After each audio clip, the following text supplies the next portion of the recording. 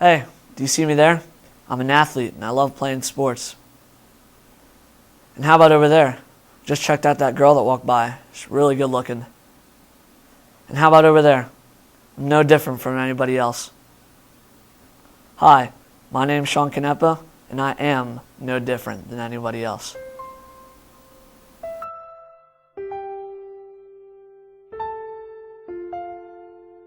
Well, when I was 5 years old, I was in a car accident and I was lucky enough to come out alive and everything, but with that I also had to deal with a lot of hardships, being stared at in public, ridiculed very often, and just dealing with the fact that I'm different. So I have to use many coping mechanisms, such as kind of almost having fun with it, making it seem that, I'm different, but I like that.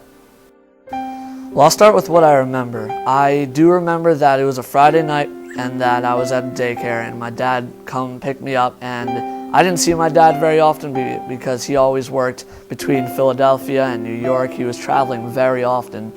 So it was first a very good surprise to see him come picking me up, and second, he said that we were going to go somewhere, but it was a surprise.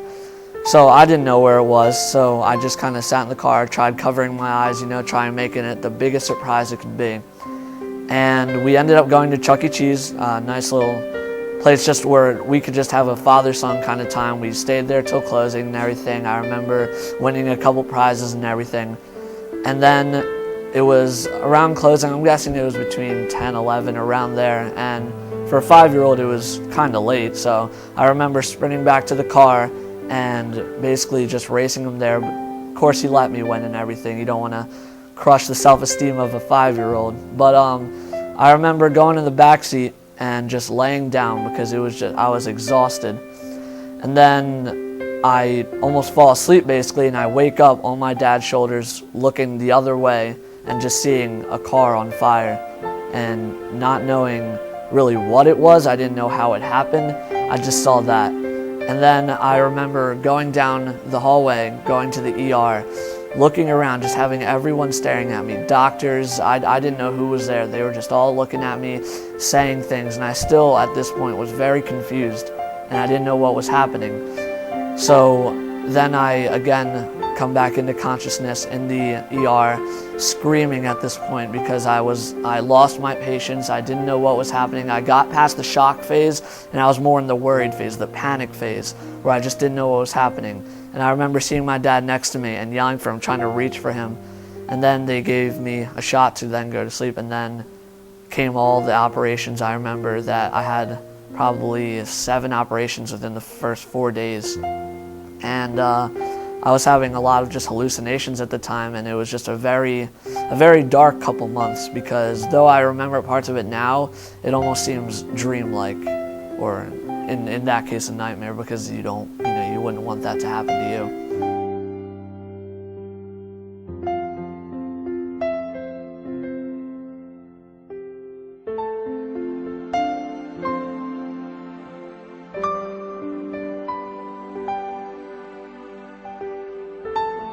So I was being told, that it was an accident, and which to this day is still, we don't know the cause of it.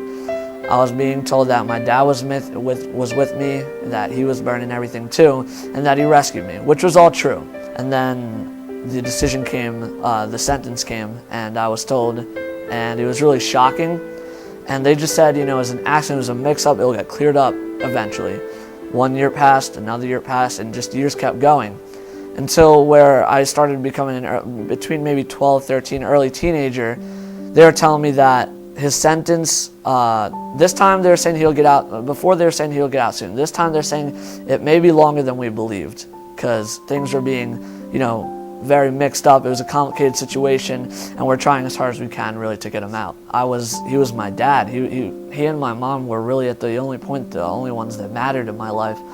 So it was difficult understanding why he would do this, but I knew he didn't. I knew both. I don't remember everything, but he calls me every week, sends me letters every other day, and he's the one who got out, and he also got hurt in the process. So just looking from an outside point of view, seeing those facts, it was obvious that he didn't do it, let alone I was there, and I know that he was the one that got me out.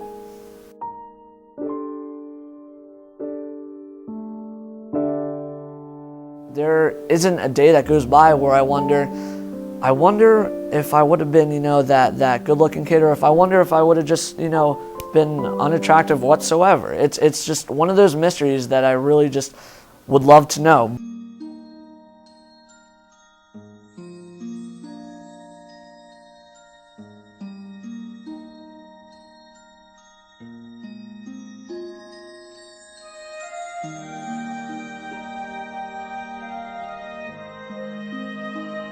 And people see what I deal with, which is what makes me different, and which makes me want to really reach out and say, some of you might be dealing with either maybe a loss of a family or a disease of some sort, but we can't see that. But you can see what I've been through. So I think that the best way to really help people is showing that I have the most visible representation of what's been going on in my life. So if everyone else can see it and I can live good, then so can you. And I just thought of that message and I said, wow, I can really tell this to people. I can really make people feel better about themselves, and I can really help, maybe they'll spread the same message I do. I just want people, whether it's alcoholics, drug addicts, bullying, any kind of difference, to just feel normal, because no matter what, normal is different through everyone's perspective. But if you can feel what normal to yourself, then you can really be happy. You can really feel comfortable. And once people are comfortable, anything's possible. And I just want to get that message out to people.